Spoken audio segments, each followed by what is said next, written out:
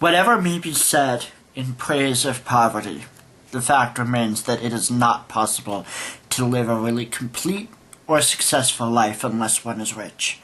No person can rise to his greatest possible height in talent or soul development unless he has plenty of money.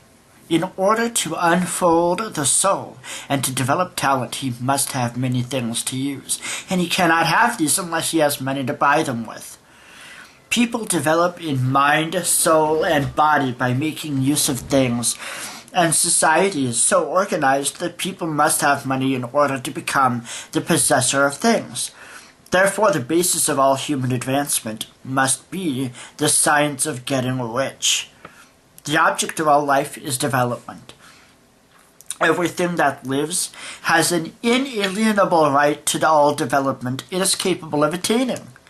A person's right to life means his right to have the free and unrestricted use of all things which may be necessary to his fullest mental, spiritual, and physical unfolding. In other words, his right to be rich. The person who owns all he wants for the living of all the life he is capable of living is rich. Nobody can have all he wants without plenty of money. Life has advanced so far and become so complex that the most ordinary man or woman requires a great amount of wealth in order to live in a manner that even approaches completeness. Every person naturally wants to become all that he is capable of becoming. This desire to realize innate possibilities is inherent in human nature. Success in life is becoming what you want to be. You can become what you want to be only by making use of things, and you can have the free use of things only as you become rich enough to buy them. Therefore, an understanding of the science of getting rich is the most essential of all knowledge. There is nothing wrong in wanting to get rich. The desire for riches is really the desire for a richer, fuller, and more abundant life. And that desire is praiseworthy. The person who does not desire to live more abundantly is uncommon. And the individual who does not desire to have money enough to buy all the things he wants may not be living to his full potential. There are three motives for which we live. We live for the mind, we live for the body, and we live for the soul. No one of these is better or holier than the other. Each is desirable, and neither body, mind, nor soul can live fully if one of the others is cut short of full life and expression. It is not right or noble to live only for the soul and deny the mind or body. It is wrong to live for the intellect and deny the body and soul. We are all acquainted with the loathsome consequences of living for the body and denying both mind and soul. We see that real life means the complete expression of all that a person can give forth through mind, body, and soul. No person can be really happy or satisfied unless his body is living fully in every function and unless the same is true of his mind and his soul.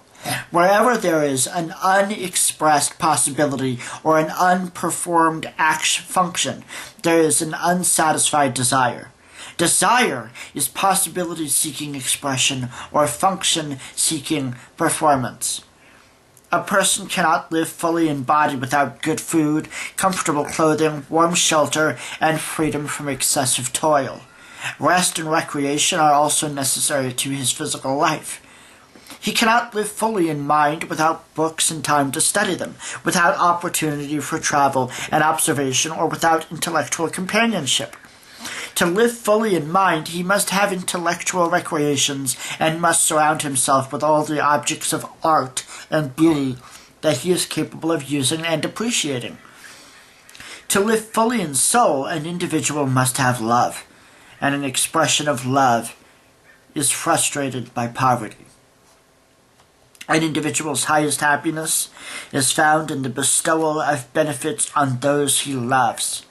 Love finds its most natural and spontaneous expression in giving. A person who has nothing to give cannot fulfill his place as a husband or a father or as a citizen or as a human being. It is in the use of material things that a person finds full life for his body, develops his mind, and unfolds his soul, and is therefore it is of supreme importance to be rich. It is perfectly right that you should desire to be rich. If you are a normal man or woman, you cannot help doing so.